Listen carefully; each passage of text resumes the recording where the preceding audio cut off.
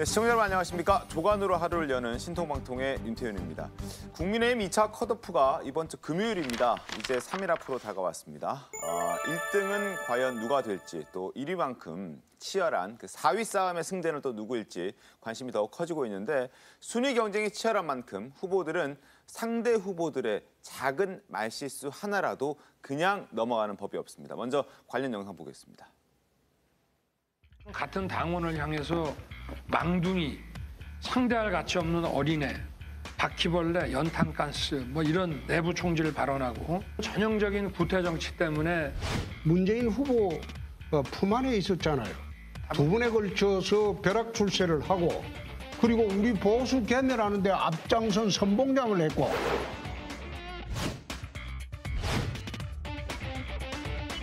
이런 대통령 선거를 처음 봤어요.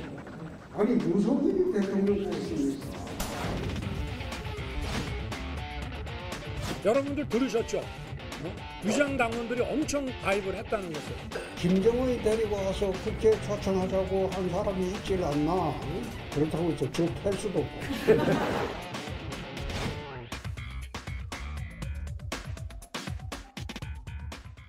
네, 관련해서 오늘 신문 함께 보겠습니다. 신문 보시죠. 자, 동아일보입니다. 윤석열 후보 측에서 손바닥 왕 해명을 했는데요. 해명이 또 논란을 낳고 있는 것 같습니다. 손가락만 씻었다. 무슨 해명입니까? 그러니까 보통 이제 손을 씻을 때 네. 이렇게 물에 이렇게 담글 때 이 손가락 끝만 씻고 손바닥 전체는 씻지 않는다. 그러니까 잘 안 씻는다 이렇게 이야기를 하고 있어서 이 해명이 과연 제대로 된 해명인지, 사실 그 왕자를 적었다는 것 자체도 일반 국민들에게 제대로 해명을 해야 되고, 네. 손을 씻는 방법도 저렇게 해명해서는 아마 국민들 입장에서는 계속 이 의혹이 계속 일파만파에 영향을 미치지 않을까 그렇게 생각합니다. 알겠습니다. 왜 이런 말실수들이 자꾸 나오는지 참 이해할 수 없다는 생각이 또 들기도 하는데, 아래쪽에 한겨레 신문 보겠습니다. 자, 그리고 이뿐만이 아니라 윤석열 후보 본인은 또 이런 얘기를 했습니다. 지금 최근에 이준석 대표가 당대표가 되고 난 이후에 당원들이 새로 가입된 사람들이 굉장히 많은데 그 당원 중에 상당수가 위장 당원들이다라고 얘기를 해서 또 비판을 받고 있습니다. 사실 이 부분은 확인이 안 되는 부분이잖아요. 뭐 이준석 그 대표가 되면서 젊은이들의 어떤 공정 때문에 많이 들어왔을 수도 있는데, 네. 사실 지금 정도면 어떻게 보면 야당의 제1의 대통령 후보라면 조금 더 큰 그림을 그려도 되지 않을까. 물론 제가 보더라도 위장 전입이 있을 위장 당원들이 있을 수 있는데, 이런 부분은 좀 통 크게 좀 갔으면 하는 또 마음도 있습니다. 알겠습니다. 자, 그리고 이러한 말실수는 윤 후보만이 아닙니다. 홍준표 후보 역시 하태경 후보에게 굉장히 좀 욕설도 하고 뭐 그런 얘기를 한 것 같아요. 사실 이 부분도 되게 좀 불편한데요. 뭐 기본적으로 단어를 쓸 때 그 대통령이라는 사람은 대한민국을 이끌어가는 품격이 있어야 되는데, 네. 물론 싸우다 보면 감정이 격해질 수도 있는데, 그 격해지는 감정 때문에 자기가 갖고 있는 이야기를 그냥 솔직하게 저는 어떤 우리끼리 하는 이야기만으로 하는 건 좀 부적절하지 않느냐, 쥐어 팰 수도 없고라는 단어들은 좀 부적절했다라고 생각합니다. 알겠습니다. 오늘 TV토론회 있습니다. 6차 TV토론회가 오늘 있는데 어떤 또 흐름으로 전개가 될지 한번 지켜보도록 하겠고요. 먼저 윤석열 전 검찰총장의 임금 왕자 논란부터 짚어보겠습니다. 해명을 했는데 앞서 신문에서 보여드렸듯이 되레 해명이 논란을 키우고 있습니다. 왕자 논란에 대한 윤 전 후보의 캠프 해명 들어보겠습니다. 앞으로 저희는 이제 왕뚜껑 라면도 안 먹을 거고요. 그건 왕자도 안 새기겠습니다. 주변에 사시는 그 할머니들께서 이렇게 기운 내라고 이렇게 적어준 걸 현장에서 거부하기는 상당히 어렵거든요. 일부에서는 뭐 주술적인 얘기를 자꾸 하려고 하는 것 같은데, 그걸 매직으로 그리고 다 보이는데 뭐 이렇게 적는 경우는 못 들어본 것 같은데요. 아니, 그냥 단순한 해프닝 아닌가 싶습니다. 아니, 근데 윤석열 후보는 손 안 씻으세요? 주로 손가락 위주로 씻으시는 것 같아요. 아이고. 지지자들한테 이제 3번씩이나 손바닥을 내주신 거는 왜 굳이 그렇게? 그만큼 스스럼 없는 대중 정치인이죠. 뭐 보통의 정치인들 중에 특권층 의식이 강한 사람은 시장 가서 상인들 악수하고도 그다음 바로 화장실 가서 씻는다는 거 아닙니까? 자, 물론 농담처럼 얘기한 것 같습니다. 풀 텍스트를 저희가 직접 들어보면 농담처럼 얘기한 것 같지만 그래도 굳이 왜 저렇게 얘기를 그렇죠. 해명을 저렇게 해서 이건 사실은 그냥 해프닝으로 끝날 수 있는 상황이거든요.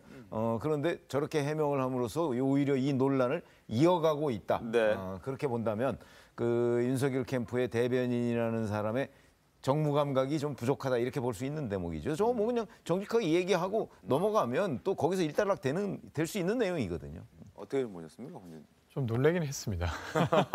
처음에 한 번인 줄 알았는데 그게 아니라 5차 토론회뿐만 아니라 네, 3, 4차도 네. 그랬던 것이고 근데 저렇게 해명하는 걸 보니까 더 좀 우스꽝스럽긴 합니다. 그러니까 이게 사실은 그 주술적인 것에 기대었다는 의혹도 조금 웃긴 상황이지만 네. 사실 왕자라고 하는 게 그러니까 민주적으로 선출직 공무자를 뽑는 선거에서 어떤 시민들의 득표를 통해서 정부를 운영하겠다는 것과 완전 다른 느낌을 주긴 해요. 그러니까 마치 중세 시대에 백성을 거느리는 이런 느낌을 좀 주는 느낌도 있어서 그래서 더 불편했던 것 같습니다. 알겠습니다. 자, 그리고 임금 왕자 논란을 둘러싼 윤 전 총장 측의 해명에 홍준표 의원이 또 비판의 목소리를 냈습니다. 경선이 추잡한 코미디가 되어간다 이렇게 말을 했는데 직접 들어보시죠. 개명 그걸 무속하고 물고 늘어지고 본인이 후보가 나와서 하는 거 보니 내가 어이가 없는 게 아니 너 그 속옷들 뭐 하려고 시비거리 삼냐. 내가 속옷을 뭘 입든 간에 그걸 시비거리도 삼고 참 경선 추잡하고 이 코미디 대행전으로 몰고 간다. 어떻게 이게 격을 이래 떨어뜨리냐. 대변인이 나와서 하는 말이에요. 그 후보는 손을 씻을 때 손가락만 씻는데요. 손바닥은 안 씻는데요.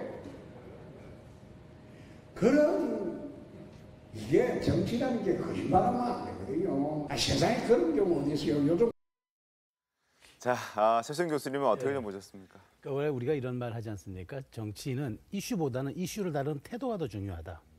근데 지금 윤 총장의 그 해명이 저는 납득이 안 되는 거예요. 그러니까 왜냐하면 사실 그거는 사적으로는 할 수 있어요. 남이 안 보는 곳에서 집에서는 뭐 본인이 어떻게든 상관이 없습니다. 근데 이게 TV 토론 그러니까 정책과 자기 비전을 겨루는 공적 사실 경연의 장에 나온 거 아닙니까? 거기에 이제 그런 것을 보란 듯이 이렇게 카메라에 노출시키는 이런 행위들은 사실 연휴에 어쨌든 그러니까 윤 후보의 저는 얘기를 다 받아들인다 하더라도 지지자들이 써준 거라고 하더라도 그것은 부적절했죠. 그렇다면 그 태도를 정치인이 딱 끊고 가는 것들이 필요한데 최 의원님 잘 지적하셨단 말이죠. 이 논란을 점점 더 키워요. 손가락만 씻었다 아니면은 다른 사람들은 또 바로 악수하고 바로 가서 손 씻는다 화장실 갔나 이런 얘기도 오히려 논란을 더 키워서 저는 윤 후보가 이제 토론회 이제 한 번 남았잖아요. 4강 앞두고.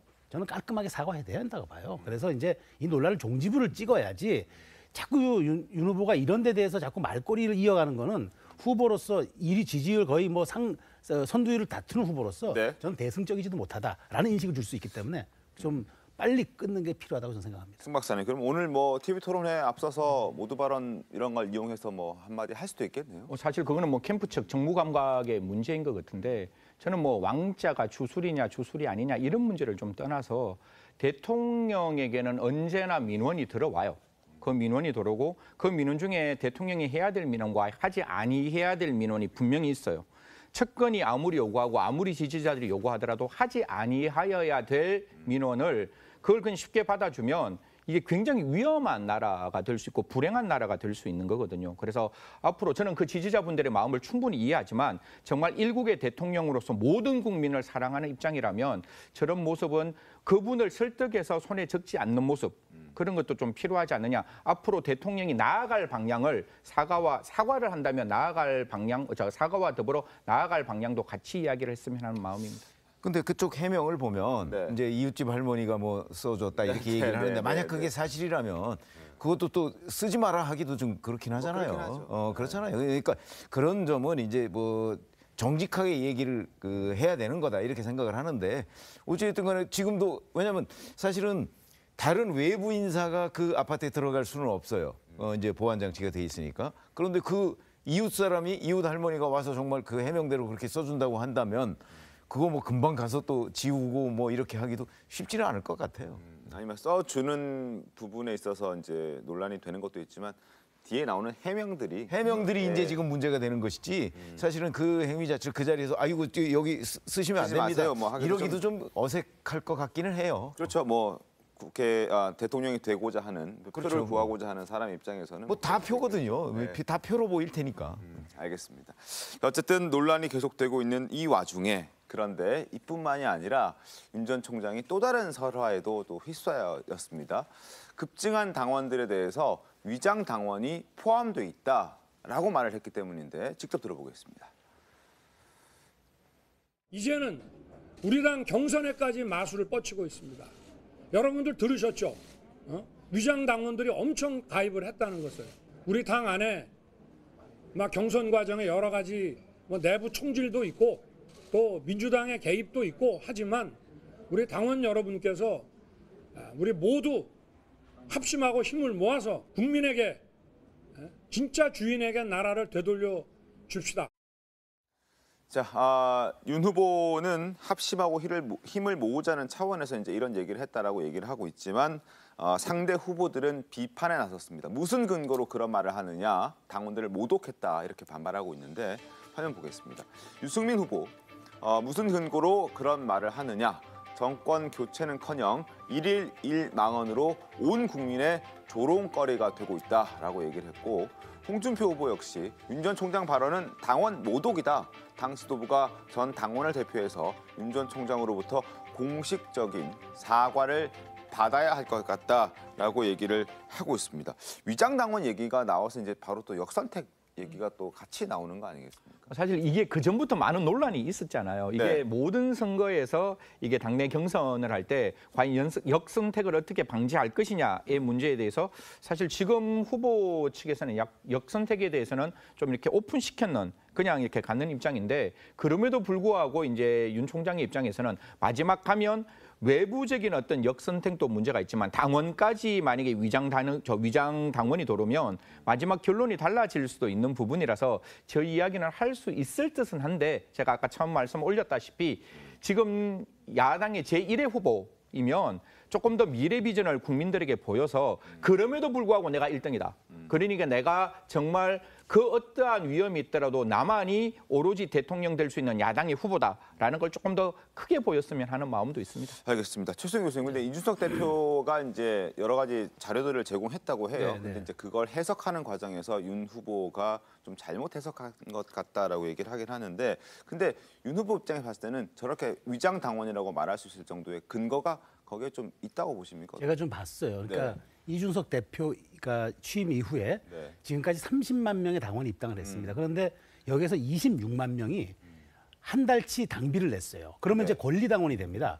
그동안 권리당원이 이제 26만 명이었는데 이번에 아까 28만 명인데 이번에 26만이 권리당원이 되면서 50만이 넘어섰어요. 그러니까 상당히 들여다보면 28만밖에 안 되던 권리당원이 3, 4개월 사이에 갑자기 지금 26만 명이 들어가지고 합산해서 50만이 되어버렸단 말이죠. 그리고 이제 여기에 이제 연령층을 보면 2030이 가장 많고 그 다음이 40대랍니다. 그러니까 윤 후보 입장에서는 자기 지지층은 60대 이후가 가장 많아요. 그러니까 지금 이 문제를 제기한 건데 저는 그럼에도 불구하고 이번 2차 컷오프가 4강 컷오프가 당원 30%에 일반 국민 70% 아닙니까?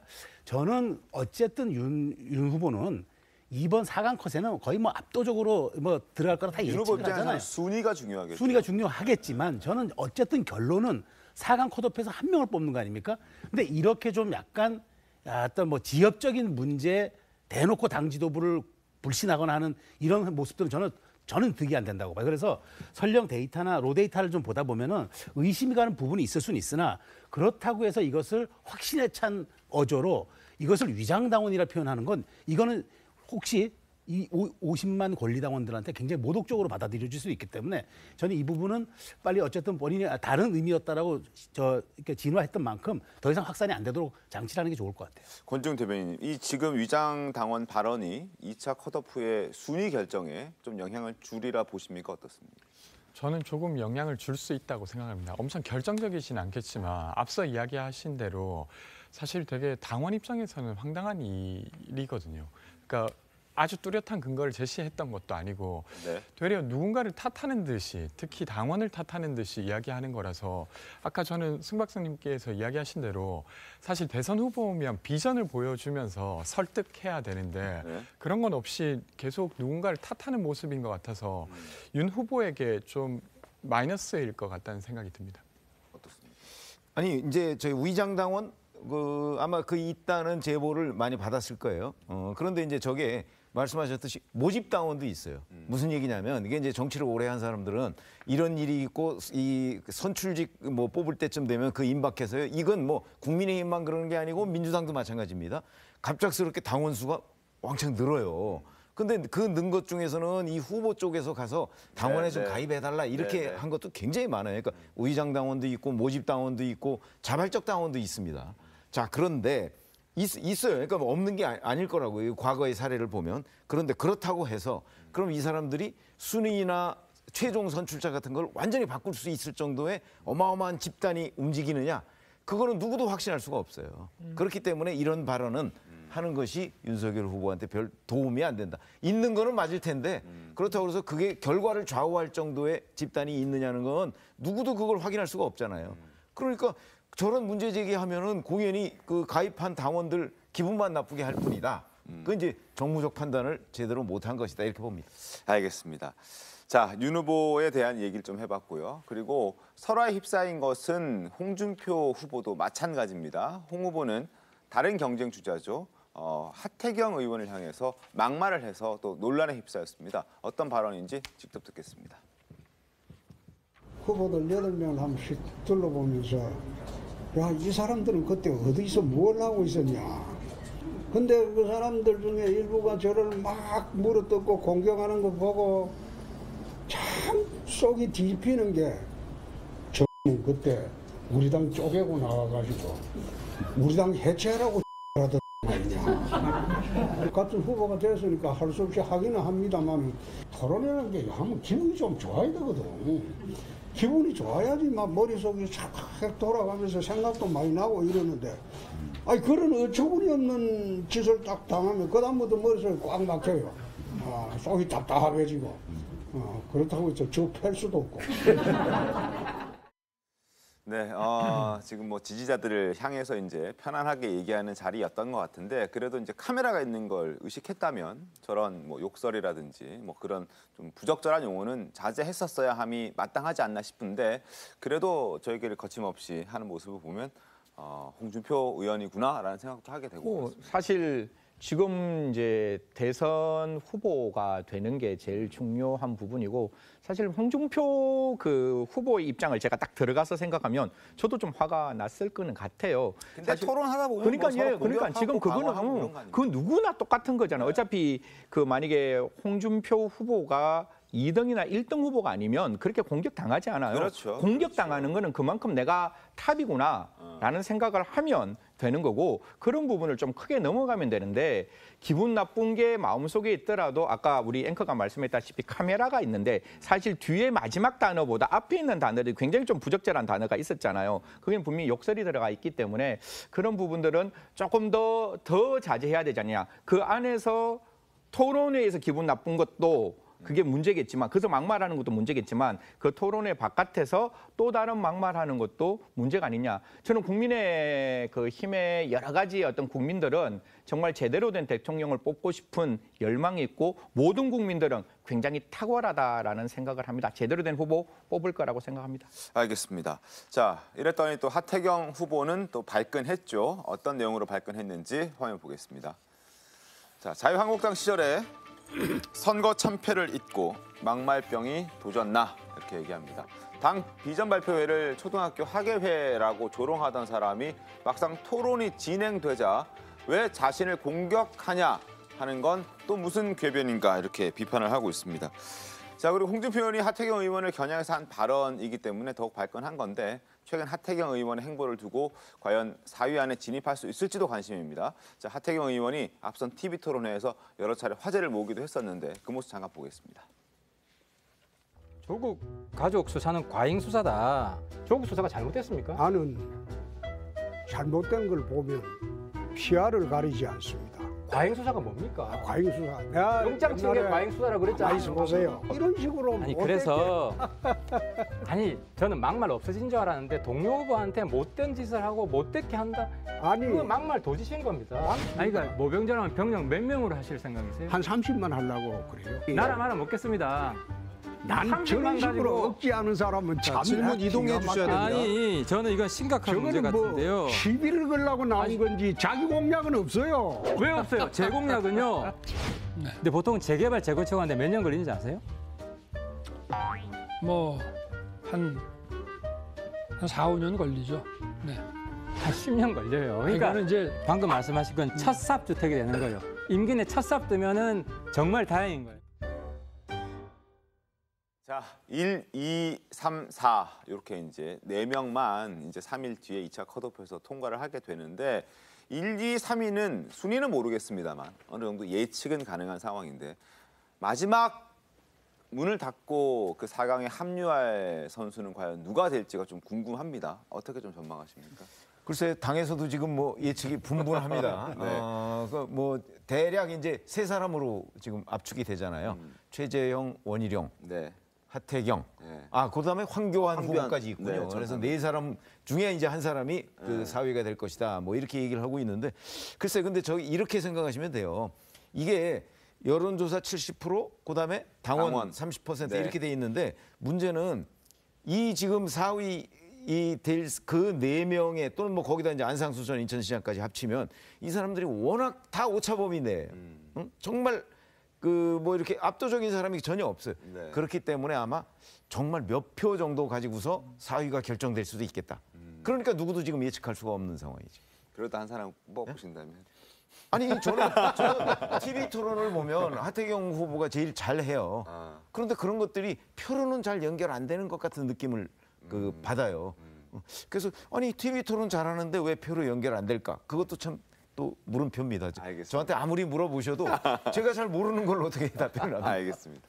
어쨌든 참 누가 될지 궁금한 그런 상황입니다. 이번 주 금요일입니다. 10월 8일 2차 컷오프 결과를 좀 기대해 보도록 하겠습니다. 지금부터는 민주당 소식으로 넘어갑니다. 자, 민주당은 사실상 이재명 후보로 굳어지는 모습입니다.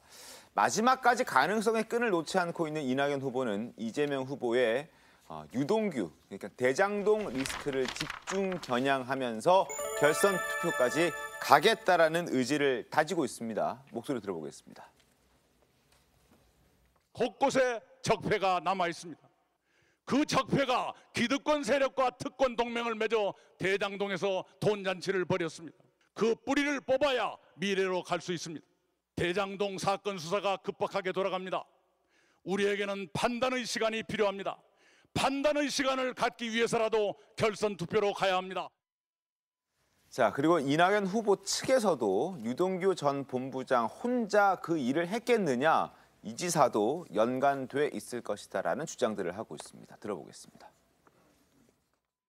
이재명 지사가 쭉 같이 했기 때문에 그 문제가 있을 수 있다고 보는 게 상식이죠. 후보가 뭐 직접 부정을 저지르는 거야 이런 건 아니지 않느냐 이렇게 말씀. 그거는 모르죠. 예. 그거는 이제 또 수사를 해보면 알죠. 그럼 상식적으로 볼 때 이게 그 유동규 혼자만 했을 것이냐 이런 의심을 하는 거는 그럼 저 상식적 수준에서 얼마든지 가능한 얘기죠. 제보가 많이 들어오고 있는데 우리 수사권이 없지 않습니까? 그럼 일일이 그걸 좀 오픈할 수도 없는 것이고 그 답답한 부분이 많이 있습니다. 자, 이낙연 후보 측 다른 인사들도 이재명 책임론을 거론하고 있는데 화면 보겠습니다. 정운현 공보단장, 유동규 씨가 구속이 됐다. 이제 이재명 지사는 어떻게 책임을 질 것인가? 라고 연관성을 강조하고 부각하고 있습니다. 이낙연 캠프의 또 다른 핵심 관계자는 이렇게 얘기합니다. 여야 초박빙 구도에서 터진 대장동 의혹은 얘기가 다르다. 본선에서 유동규 리스트가 이제 큰 부담이 될 것이다. 결국 이재명 후보가 본선 후보로 간다면 민주당에 부담될 것이다라는 얘기를 하고 있습니다. 그리고 이낙연 후보 측의 이제 민주당 복수 의원들의 얘기를 들어보면 이재명 후보를 흔쾌히 도울 수 있을지 잘 모르겠다. 선대위 합류 여부는 대장동 상황을 좀 봐야겠다라고 이제 조심스러워하는 그런 분위기까지 감지가 되고 있고요. 이낙연 후보를 지지하는 민주당원들도 당원 게시판에서 대장동 이슈를 걱정하면서 이 지사의 사퇴를 요구하는 글들을 쓰고 있다고 합니다. 당원 게시판에 올라온 글들 한번 보겠습니다. 자, 제목만 보시면 될 것 같습니다. 자, 이재명 사퇴하고 민주당 경선 중지하라. 그리고 사퇴하라, 중지하라, 사퇴하라, 중지하라. 뭐 전과 부패 비리 의혹 계속 나오는 후보들. 이런 분위기들이 지금 적지 않다라는 게 지금 민주당 내의 모습인 것 같습니다. 자, 그러나 지금 이제 민주당의 경선은 10일이면 딱 이번 주 일요일이면 딱 끝나기 때문에 뒤집으려 그래도 물리적인 시간이 조금 부족한 것 같다는 생각이 듭니다. 그렇죠. 그러니까 일주일 이제 일주일도 안 남았죠. 그러니까 10일이니까 이번 주 일요일 아니겠습니까? 근데 지금 남은 표가 경기, 서울이 61만 표예요. 네. 근데 지금 이재명 후보, 이낙연 후보 표 차이가 20만 표입니다. 그럼 투표율이 지금 65% 정도 나오고 있으니까 네. 이게 유지된다고 보면은 사실상 그러면 이제 이재명 후보는 여기에서 15만만 더 가져가면 돼요. 그러니까 사실 어찌 보면은 이제 뭐 어렵다고 보이지는데 다만 저도 주목하는 것 하나는 유동규 전 본부장이 구속이 된 게 바로 이제 월요일입니다. 네.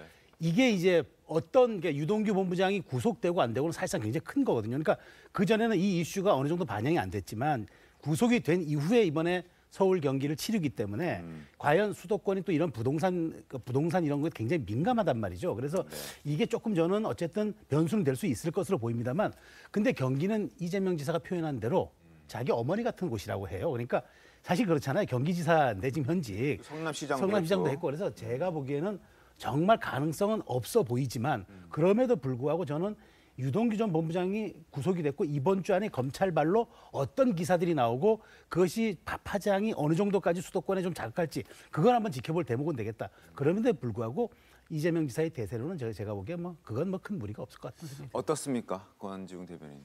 일단 민주당이라 하더라도 화천대유의 비리를 실체적으로 파헤쳐야 된다는 것에는 다 동의하는 것 같습니다. 근데 그것이 지금까지 밝혀진 것과 그리고 의심을 가지고 봐야 될 것은 분리해서 봐야 되는 것 같고요. 그래서 지금까지 드러난 것은 곽상도 의원의 아들이 돈을 받았다는 것과 그리고 이제 박영수 특검의 딸이 분양 특혜라든지 아니면 아들이 근무했다는 사실 여기까지인 것 같습니다. 근데 이제 나머지 것들은 그냥 이제 더 수사를 하지 말자 이렇게 말씀드리는 건 아니고 어쨌건 여기까지 확인됐기 때문에 이걸 가지고 시민들이 판단하지 않을까 싶고요.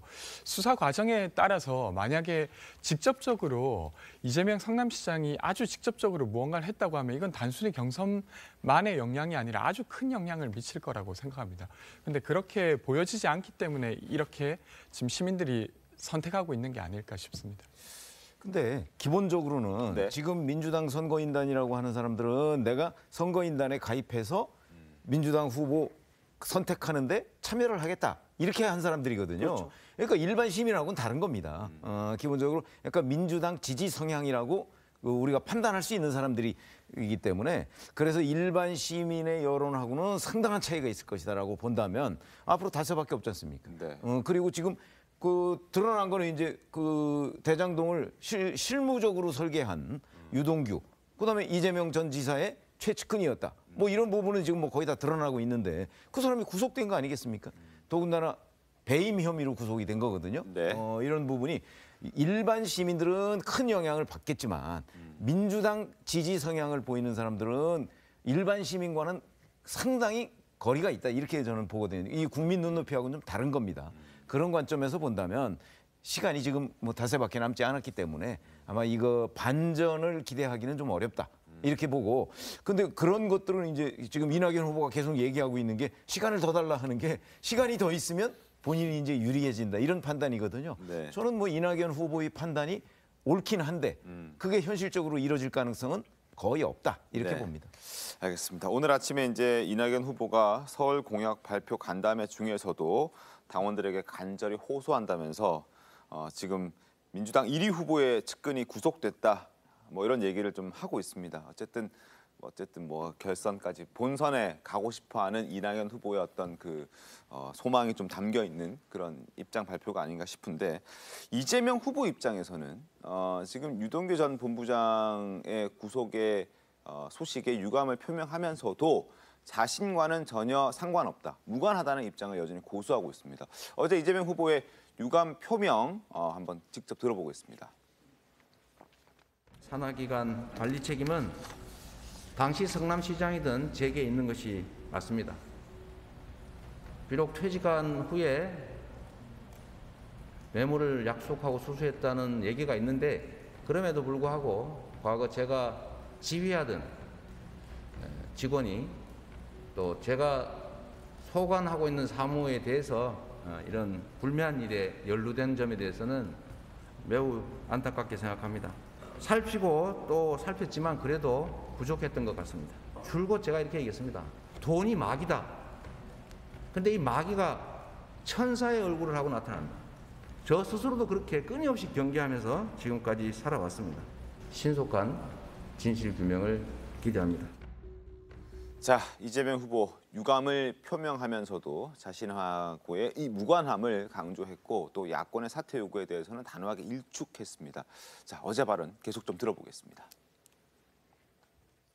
노벨이 9.11 테러를 설계했다.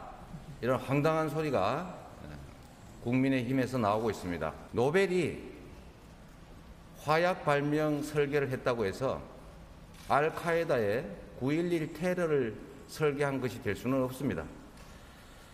도둑이 경비원 보고 왜 도둑을 완벽하게 못 막았느냐라고 비난하는 것은 바로 적반하장에 해당이 됩니다. 피하 직원의 개인적 일탈이나 이런 것에 대해서 사퇴를 하면 대한민국 모든 공직자 다 사퇴해야 됩니다. 한 전 직원이 그 뇌물 받고 부정행위하면 대통령이 사퇴합니까?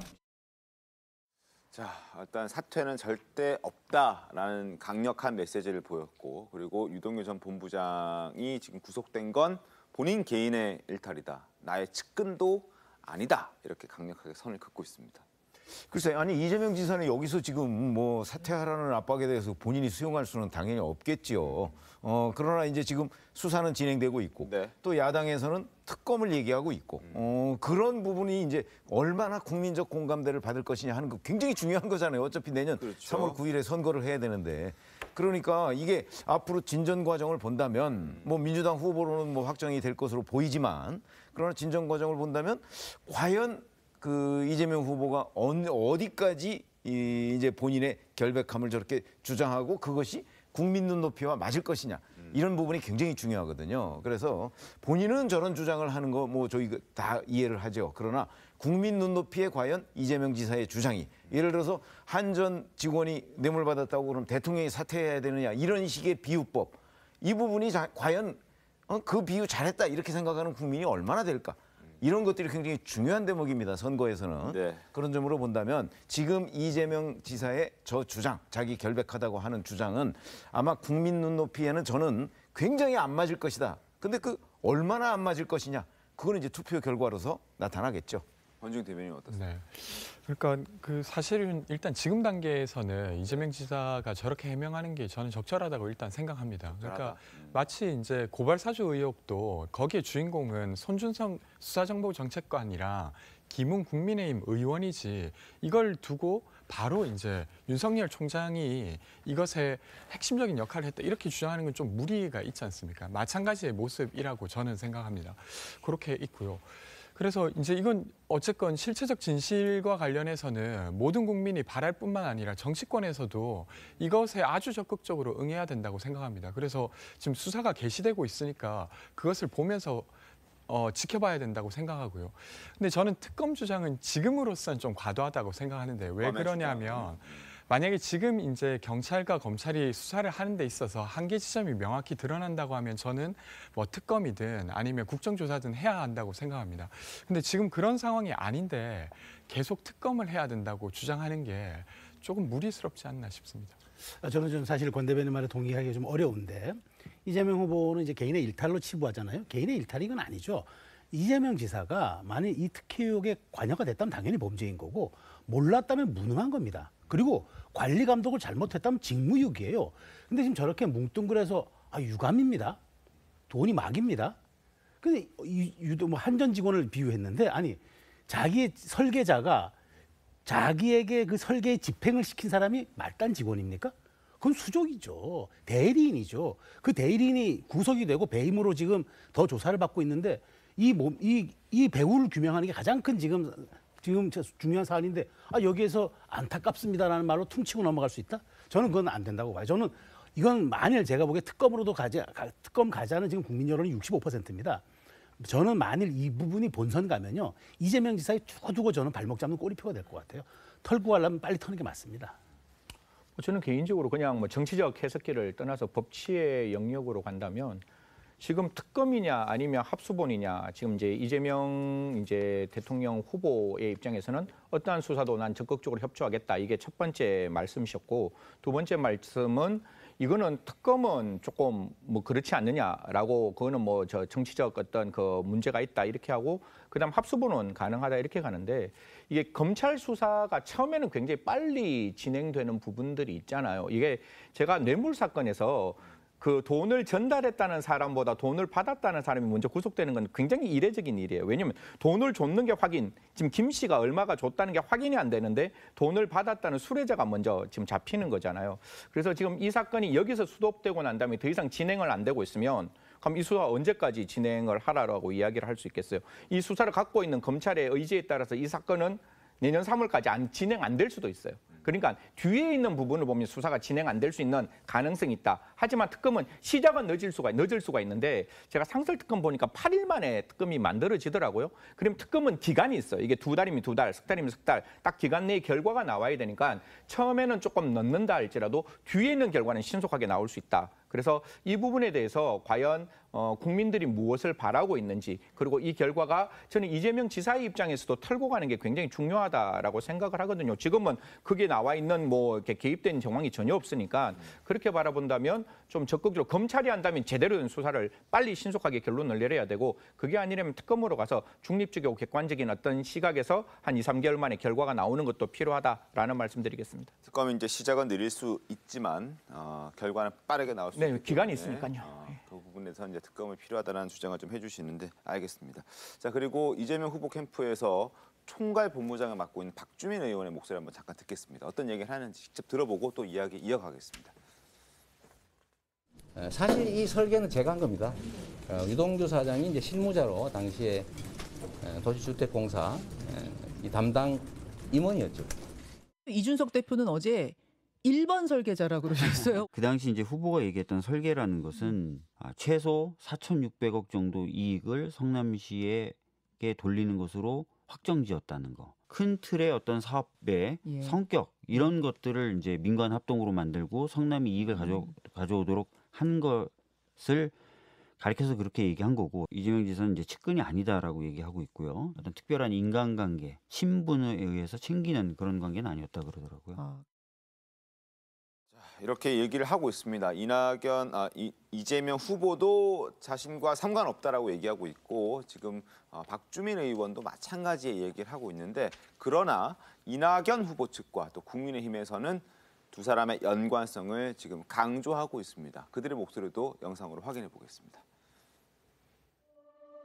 유동규 씨의 바로 위에 있고 이재명 지사의 최측근이라고 하는 그 정이라는 실장이 있어요. 며칠 전부터 계속 스멀스멀 나오거든요. 이 지사와 뗄래야 뗄 수가 없는 상황이에요. 유동규가 특혜성 배임성 계약을 체결하였다면 이를 지시 승인한 이재명 성남시장은 공범이 될 수밖에 없습니다. 이재명의 장비 3대 그림자로 불리는 사람입니다. 조폭 잡을 때 두명 놔두고 행동대만 구속하는 것입니까? 이 후보와 구속된 유 씨를 정치, 경제 공동체로 볼 수밖에 없는 여러 가지 의혹들이 계속 제기되고 있습니다. 유동규 씨가 유 후보의 측근이 아니라면 분신이라도 된다는 것인지 묻고 싶습니다. 그리고 최근 언론 보도들을 보면 과거 이 지사와 유 전 본부장을 함께 알거나 또 친분이 있던 이 관계자들의 증언을 토대로 하는 기사들이 종종 나오고 있습니다. 물론 증언은 또 바뀔 수 있고 같은 상황을 보고도 다른 증언을 할 수는 있습니다만 어쨌든 지금까지 보도가 되고 또 드러난 이 주변인들의 증언을 보면 이 지사의 주장과는 결이 좀 다른 이야기들을 하고 있는 상황입니다. 화면 보겠습니다. 자, 유동규와 함께 과거에 일을 했던 동업자의 이야기입니다. 동업자 A 씨의 이야기인데 유동규 전 성남도시개발공사 사장 직무대리가 2010년 1월경 당시 변호사였던 이재명 지사를 법률 자문 역할로 데려왔다. 저한테 이 지사를 소개하면서 저랑 형님 동생 하는 사이다 라면서 이제 가깝다라는 이야기를 했다고 합니다. 그리고 경기 지역 단체장의 B 씨의 이야기인데 예전에 우리 지역 행사할 때 유동규 씨를 꼭 참석시키려고 노력했다. 왜냐? 그래야만 이재명 지사가 올 가능성이 높기 때문이다. 그러니까 유동규 씨를 섭외하면 이 지사가 올 가능성이 높다라는 가깝다라는 또 취지의 증언들이 나오고 있는 상황입니다. 앞서도 말씀드렸지만 증언은 달라질 수 있고 보는 사람에 따라서 또 시각에 따라서 증언은 다른 내용이 될 수도 있는 점을 말씀을 드리면서 지금 보도가 되고 있는 내용들 증언을 위주로 좀 설명을 좀 드리겠습니다. 자, 그리고 또 국민의힘 박수영 의원에 따르면 유동규 전 본부장이 평소 자신이 이제 넘버 3였다라고 얘기를 하고 있습니다. 넘버 1이 이재명 지사, 넘버 2가 그 정모 그리고 넘버 3가 본인이었다라고 지금 얘기를 하고 있는 상황이면 그만큼 가까웠다라는 걸 주변에도 많이 얘기했다는 것 아닐까 싶습니다. 그거는 뭐 유 씨가 자기가 자기 자신을 드러내기 위한 그런 우리가 수단일 흔히 수도 말하는 있겠죠. 쇼잉이라고 이야기할 수 있는 거죠. 뭐 저도 예를 들어 가지고 만약에 제가 그럴 일이 없겠지만 정치권에 갔을 때 대통령 다음에 내가 넘버 2다. 내가 문고리 권력이다. 이렇게 얘기하고 다닐 수 있는 거잖아요. 그거는 이제 유 씨의 입장인데 지금 이제 박 의원 측의 주장에 따르면 그 경기에 이제 관광공사 사장으로 올 때 이런 이야기를 했다는 거예요. 정말 측근을 알 수 있느냐 알 수 없느냐는 그 사람이 그 사람을 어떻게 부르느냐, 즉 넘버 1이 넘버 2, 넘버 3를 어떻게 부르느냐라는 거거든요. 그랬을 때 그때 유동규 씨라고 유동규 사장님 이렇게 얘기하는 게 아니라 동규야라고 네. 이야기를 했다는 네. 거예요. 그러면 그 부분은 되게 친한 건 맞죠. 왜냐하면 저희들이 그 위에 넘버 1이 그 사람을 어떻게 지칭하느냐에 따라가 저희들이 태도가 달라질 수 있는 거거든요. 넘버 1이 야 재현이 좀 챙겨. 이런 거와 성재현 씨 좀 알아봐. 이건 다른 이야기거든요. 그래서 아마 박 의원 측에서는 그렇게 이름을 부를 수 있을 만큼 친근한 사이였다라고 이야기를 하는 게 이제 그에 대한 반증이다라고 얘기하는데 앵커 말씀 주신 대로 이거는 뭐 보는 사람마다 시각이 좀 달라질 수 있는 부분이라서 뭐 측근이냐 측근이 아니냐라는 거는 좀 따져봐야 되지만 그 유 씨가 지금까지 갖고 있던 경력은 분명히 성남시와 그다음에 경기시에 굉장히 가까운 그리고 굉장히 중요한 자리를 맡았다는 거는 확실하다라는 말씀드리겠습니다. 그래서 사실은 그 척도가 저는 저 언론이라고 생각을 해요. 왜냐하면 기자들 잘 아시다시피 기자들은 늘 어떤 우두머리가 있으면 그 우두머리하고 가까운 사람을 취재합니다. 왜냐하면 가깝지 않으면 정보가 없어요. 할 필요가 없죠. 할 필요가 없어요. 네. 잘 모르니까. 그런데 그 당시 이재명 성남시장 당시에 그 경기 지역에 그 성남시 이런 데도 신문이 많이 있지 않습니까? 지방 언론들이 거기에 보면 다 드러나요. 그 사람들은 뭐 누구 편도 아니고 취재해서 기사 쓰는 사람들입니다. 거기에 보면 뭐 측근 정도가 아니고 최측근이다. 그래서 뭐 이재명의 장비다. 뭐 이런 얘기들 뭐 좌동규 뭐 아까 누구 정 실장 이렇게 다 그거 나와 있어요. 그거 보면은 그렇다면 적어도 기자들은 그 이재명 성남시장 당시에 유동규 씨를 최측근으로 기자들이 관찰을 하고 기사 쓴 게 다 남아 있고 그다음에 조금 전에 왜 증언 얘기하셨잖아요. 그런 수많은 증언들이 이제 계속 지금부터 하나둘씩 나올 거기 때문에 왜냐하면 당시에 워낙 본 사람들이 많으니까 그렇기 때문에 저 부분에 이재명 지사가 과연 측근이 아니라는 저 말로 돌파할 수 있을까 굉장히 궁금증이 있습니다. 권지웅 대변인 어떻습니까? 그러니까 뭐 이제 사실은 이게 이제 이재명 지사와 직접적으로 연결되면 아주 큰 사건이기 때문에 의심을 가지고 이렇게 취재를 한다던가 바라보는 건 저는 뭐 자연스러운 일이라고 생각합니다. 근데 지금까지 나온 이야기로 그러니까 유동규 본인의 이야기거나 본인의 주변의 이야기라서 그걸 가지고 그래서 아주 직접적으로 연관되어 있고 그래서 무언가를 나눴을 거라고 추정하는 건 좀 다소 과하다는 생각입니다. 그래서 무언가를 나눴다라는 것까지 저희가 아직 얘기하지는 못하는 상황이고 측근이냐 아니냐를 두고 이제 성남시에서 맡았던 역할, 직함 또 뭐 경기도에서 맡았던 보면 예를 들면 만약에 정말로 최측근이었다고 하면 캠프 내에서도 역할을 했을 것 같아요. 왜냐하면 지금 아주 중요한 시기지 않습니까? 대통령 선거를 두고 첫 번째 대통령 선거가 있었고 그리고 이제 2017년에 그리고 두 번째 대통령 선거를 하는데 여기에 당연히 도울 텐데 그렇게 연결되지 않은 걸 봤을 때는 저는 그렇게 추정하는 것도 좀 지켜봐야 된다고 생각합니다. 알겠습니다. 지금 우리가 얘기하는 건 대장동 개발을 할 때 측근이었느냐는 거지 지금 측근이었느냐는 걸 얘기하는 거 아닙니다. 그거는 좀 분명하게 짚고 넘어가야 되겠습니다. 네, 그리고 이재명 지사의 친형인 이재선 회계사도 생전에 이 지사와 유동규 씨와의 친분을 지적했다고 합니다. 어떤 이야기가 나오는지 한번 들어보겠습니다. 한양대 음대 나와서 건축사무소 하다가 분당에서 세계에 있는 리모델링 하다가 왔고 이재명 옆에는 이런 사람만 있어요? 협박하고.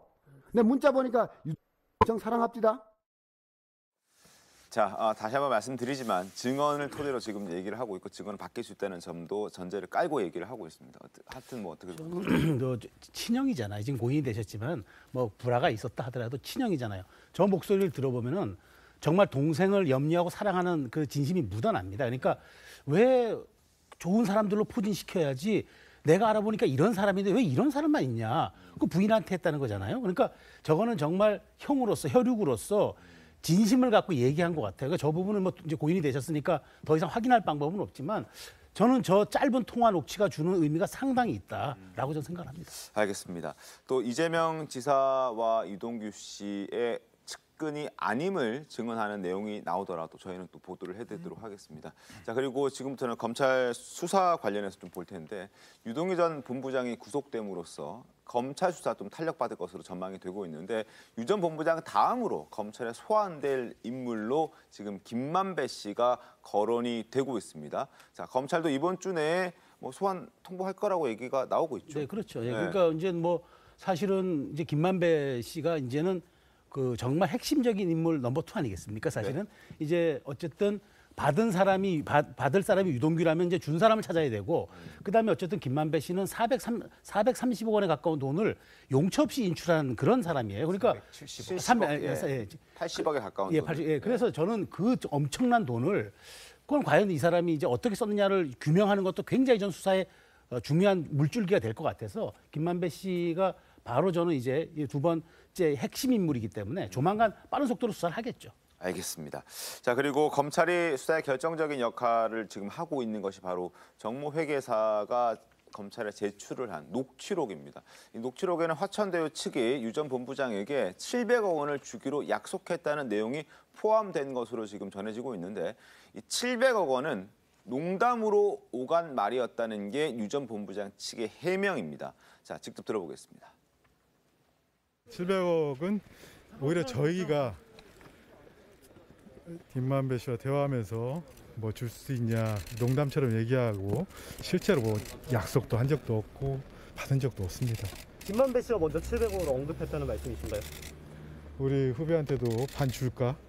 그럼 주세요 그랬더니 그다음부터는 얼버무리고 안 준 거죠. 11억 같은 경우는 어쨌든 빌린 게 맞잖아요. 혹시 그건 어떤 용도로 화천대유 자금인지 아니면 개인적으로 빌린 건지. 사업자금하고 이혼하면서 위자료 쓸 돈도 없어서 그것 때문에 빌렸고 그리고 신용대출이나 이런 것도 아직도 많이 남아 있습니다.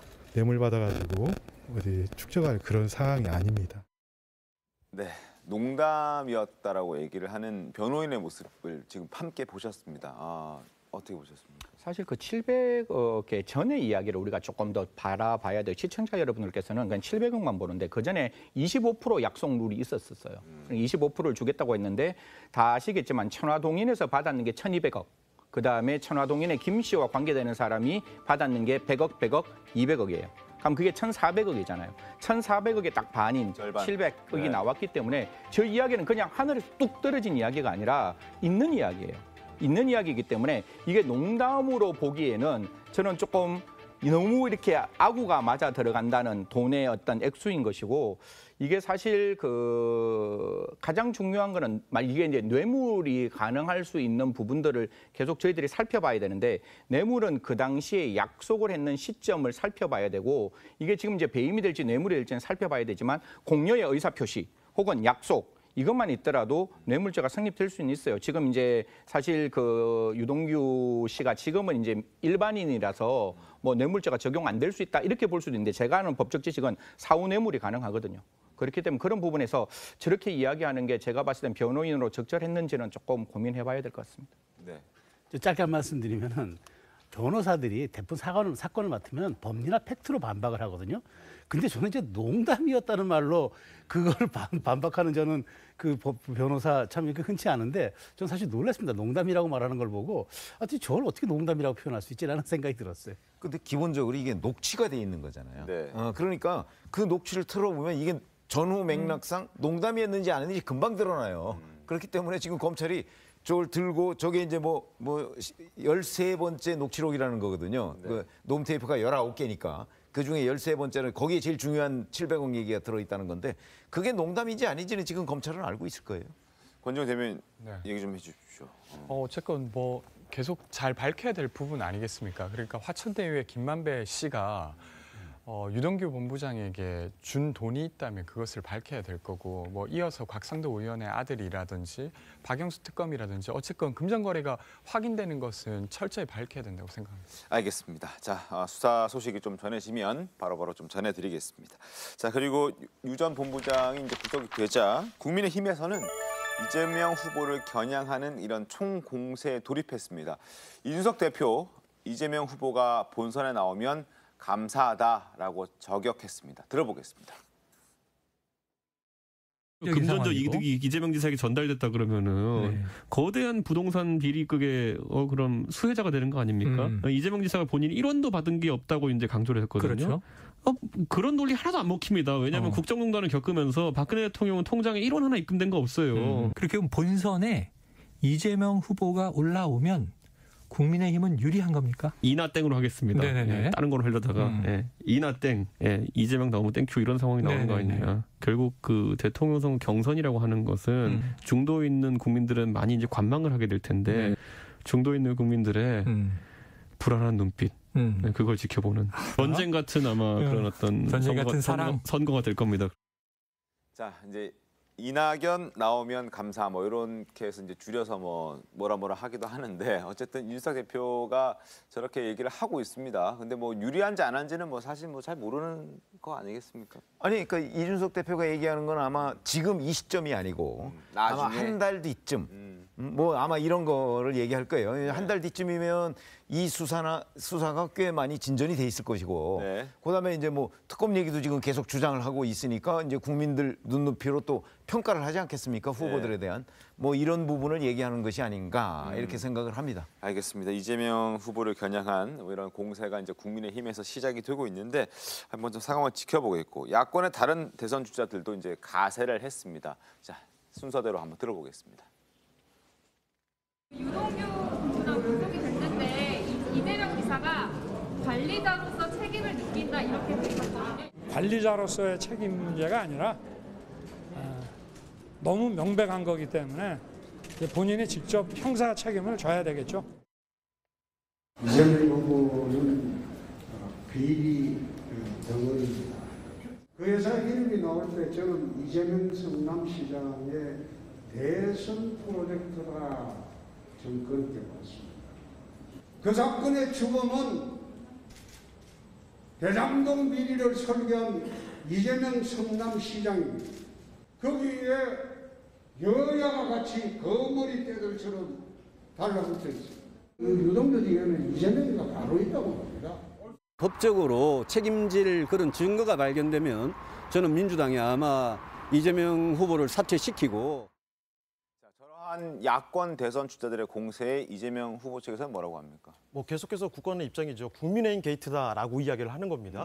뭐 예전 일부터 계속 나열을 하고 있는데 일단 이전에 그 대장동 개발 사건 자체가 공공 개발로 추진되다가 한번 그 한나라당 신영수 의원과 관련해서 좀 스탑이 되지 않았습니까? 그때 일부터 나열을 하고 있습니다. 거기다가 또 지금 보니까 지금 뭐 최순실 변호인이었던 이경재 변호사가 화천대유의 또 법률 고문이라는 점. 거기에다가 또 천화동인 4호 소유자로 알려져 있죠. 남욱 변호사가 또 한나라당 청년위원회였다. 이런 점들을 나열하면서 이 관련 인사들이 국민의힘 쪽에 좀 치우쳐 있지 않느냐. 그러면 이쪽은 국민의힘 게이트가 아니냐. 이렇게 이야기를 하고 있는 거거든요. 지금 이재명 지사와 관련해서는 어떤 의혹들이 많이 나오고 있는데 당장 어떤 뭐 자금 흐름 같은 것들이 포착되지 않고 있는 상황이어서 철저히 이것은 국민의힘 게이트다라고 주장을 하고 있는 상황입니다. 알겠습니다. 그리고 윤석열, 이재명 후보 간의 설전도 거칩니다. 윤석열 캠프가 무기징역을 거론했습니다. 그랬더니 이재명 캠프에서는 법적 조치를 예고했습니다. 화면 보겠습니다. 자, 김용남 대변인이 종전 자신의 주장을 계속할 경우에는 먼저 구속된 유동규 씨와 함께 업무상 배임죄 공범으로서의 처벌을 면하기 어렵다. 수천억 원의 배임 액수에 비춰봤을 때 무기징역형을 면하기 어렵다라고 얘기를 합니다. 그리고 무기징역형을 면하기 어렵다. 피하기 위해서는 할 수 있는 변명은 바로 바보 전략이다. 이렇게 얘기를 합니다. 그랬더니 이제 이재명 캠프에서는 이런 얘기를 합니다. 윤석열 캠프가 대선판에서 막무가내 무당춤을 추고 있다. 이재명 후보에 대해 아무런 근거 없이 무기징역 운운하며 대통령 선거를 이전투구로 몰아넣고 있다. 이렇게 얘기를 하는데 어떻게 좀 두 사람의 그런 모습을 보셨습니까? 뭐 김용남 대변인 잘 아시다시피 검사 출신 그 정치인이죠. 그렇죠. 그러니까 아마 이런 부분에 관해서 이제 또 지금 윤석열 캠프에 있으니까 꽤 공격적으로 지금 얘기를 하는 모양. 이게 이제 만약에 이재명 당시 성남시장이 본인 얘기대로 설계를 했고, 그다음에 그 실무적 설계를 이제 유동규 씨가 했다고 친다면 그 수사 경과에 따라서는 이게 배임 혐의의 공범이 될 수가 있거든요. 수사가 윗선으로 갈 수도 있다. 아니 왜냐하면 본인이 설계자라고 인정을 했기 때문에 그렇기 때문에 이 수사 결과를 어디에서 어떻게 갈 것인가, 어디까지 갈 것인가 하는 부분이 이제 굉장히 주목되는 부분입니다. 근데 설계했다는 그 부분에서 아까 박주민 의원도 얘기했지만 약간 오해의 소지가 있다 뭐 이런 얘기들도 나오지 않습니까? 그리고 말 바꾸기도 좀 하고 있는 거. 그러니까 대장동 건 자체를 설계한 건 이재명 지사가 맞죠. 그러니까 아까 그 공영개발 전체의 구조를 설계한 건 맞다고 생각합니다. 근데 그 과정에 비리가 있었던 것조차 그 설계자가 일부러 설계한 거다 이렇게 주장하는 것은 비리를 설계한 것은 아니다 이렇게 이야기하는 부분이라서 저는 우선 지금까지 드러난 것으로는 그렇게 이해하는 것이 맞다고 생각하고요. 근데 여튼 이게 이제 또 똑같은 모양이지 않습니까? 고발사주 의혹의 건도 사실은 손준성 정책관과 그리고 김웅 국회의원 간에 이 사람을 이제 주연으로 해서 어점에 연결될 수도 있는 윤석열 총장에 대한 이야기를 의혹을 가지고 보고 있는 것이고 지금 이것도 대장동의 화천대유라고 하는 곳이 어떤 비리 혐의가 지금 드러나고 있는 것 같습니다. 의혹의 단계이긴 하지만 근데 거기에 주연이 있고 거기에 의심을 갖고 바라봐야 될 사람으로서 이재명 후보가 있는 것이지 직접적으로 지금 연결됐다고 이렇게 단정하기는 좀 어려운 것 같습니다. 기본적으로 이 화천대유 사건을 볼 때 두 가지 측면을 봐야 돼요. 그러니까 원래 민간 개발하면 민간이 다 돈을 가져가는 건 100% 맞아요.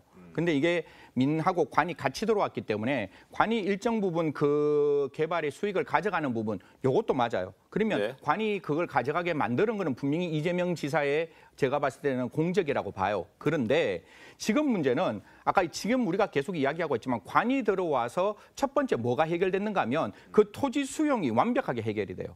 원래 남욱이 제안했던 원주민에 계시는 분들, 원주민, 그러니까 그 당시에 살고 있던 분들에게 제안한 게 1,000만 원이면 이게 강제 수용이 들어가면 그게 사실 70%에서 60% 깎일 수가 있는 거거든요. 그러니까 그거를 해결했다는 게 첫 번째 문제인 것이고 두 번째 문제는 그러면 사실 민간 개발에서 돈이 굉장히 지금 4,040억이 들어왔고 분양이 되면 4,000억이 더 늘어나고 최초 최대 1조 가까이 된다는 이야기인데 그럼 제가 조금 아쉬웠던 거는 적어도 좀 관리를 해 주셨으면 초과 수익 환수에 관한 규정들을 좀 적극적으로 좀 들여다봤어야 되는데 이게 유 씨가 진짜로 성남지사인 이재명 지사에게 보고를 안 했으면 진짜 나쁜 사람이고 그거를 알았는지 안 알았는지 몰랐는지에 대해서 보고했는지 안 했는지에 대해서 좀 정확하게 수사가 좀 밝혀져야 한다라는 말씀드리겠습니다. 아니 근데 오해가 있을 것 같아서 짧게 한마디만 하면 민간 개발이라고 해서 그 수익을 민간업자가 다 가져가지 않습니다. 그렇죠? 뭐 기부 체납 등등. 비율이 정해져 있죠, 수익. 그렇죠. 기부 체납 등등. 그다음에 뭐 저 잘 아시다시피 그 개발해서요. 거기 이제 뭐 땅값이나 이런 것들이 많이 오르지 않습니까? 그렇게 되면 또 기부금, 기여금 이런 걸 내게 돼 있어요. 그러니까 민간 개발이라고 뭐 무슨 공영 개발은 뭐 수익을 성남시가 다 가져가고 민간 개발은 민간업자가 다 가져가 이거 아닙니다. 알겠습니다. 자, 그리고 이 대장동 의혹을 놓고 국민의힘과 또 이재명 지사 측 간의 설전들이 계속 오가고 있는데 뭐 여러 가지 말들이 오가고 있습니다. 그중에서 좀 재밌는 것들 좀 모아봤습니다. 한번 들어보시죠.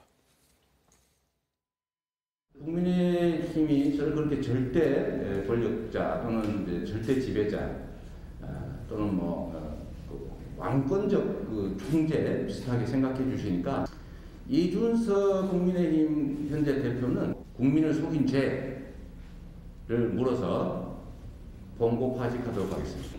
우리 김기현 원내대표 이분은 봉고파직에 더해서 남극 쪽에 있는 섬으로 위리안시 하도록 하겠습니다. 유동규 씨가 들으면 기분이 안 좋을 수도 있겠네요. 지금까지 유동규 씨는 여러 정황상 상당히 이재명 지사를 위해 가지고 노력을 많이 했던 걸로 보이거든요. 당연히 이재명 지사가 어떻게 이실직고합니까? 그럼 본인이 봉고파직 당하고 셀프 위리안시 돼야 되는데 그러니까 그거는 아무도 기대 안 합니다. 이재명 지사가 뭐 다 이렇게 이야기할 거라고. 그래서 저는 자, 그리고 이준석 대표는 또 페이스북에 이런 글도 올렸습니다. 1번 플레이어 이 지사가 비서실에 있어야 측근 아니냐고 했다는데 이건 코미디다. 자, 최순실 씨는 비서실에 있었습니까? 박근혜 대통령이 호가호위하는 비선을 막지 못해 탄핵됐는데 1번 플레이어님도 그냥 셀프 봉고 파직에 위리안치 하십시오라고 얘기를 합니다. 여기서 이제 1번 플레이어라는 건 이제 드라마를 거기서 이제 나오는 내용을 좀 갖고 왔던 것 같은데 그 오징어 게임이라는 드라마에서 나온 그걸 지금 얘기하는 것 같습니다. 어쨌든 간에 이재명 지사를 좀 비판하는 그런 목소리고 봉고파직 위리안치 이런 단어들이 좀 많이 나오긴 하면서 이제 좀 그렇죠. 서로 좀 불편해 보이는 상황이기도 합니다. 갑자기 이 사자성어 검색어 순위도 굉장히 높아졌었는데 지금 현재로서는 이 지사의 이런 갖은 논란에도 불구하고 사실 그 경선의 결과들도 봤을 때도 2차 슈퍼위까지 다 끝났는데 압도적인 그 지지율이 유지가 되지 않고 있습니까? 되고 있는 상황에서 이준석 대표의 입장에서는 앞으로 뭔가 그 의혹들이 더 구체적으로 사실로 밝혀졌을 때 그때는 이제 본인이 말했던 봉고파직, 위리안치라는 말이 고스란히 본인에게 돌아갈 것이다. 이렇게 좀 경고를 하는 것이 아닌가 싶습니다. 그리고 특검을 촉구하기 위해서 도보투쟁을 계획하고 있다는 얘기도 있던데요. 유창욱 교수님, 이 내용 혹시 좀 아십니까? 요즘 도보투쟁을 검토하고 있다라고 하는데 사실 얼마큼 효과가 있을지 그건 잘 모르겠어요. 지금 상황에서 말씀드렸다시피 이재명 지사의 대선 경선 지지율이 이런 대장동 사건 커다랗게 논란이 의혹들이 계속 쏟아지는데도 불구하고 일단 민주당 내부에서는 흔들리지 않는 지지율을 유지를 하고 있다는 점, 거기다가 어떤 특정 단서, 구체적인 단서, 어떤 자금 흐름이 포착됐다든지 이런 것들은 아직까지 발견되지 않았단 말이죠.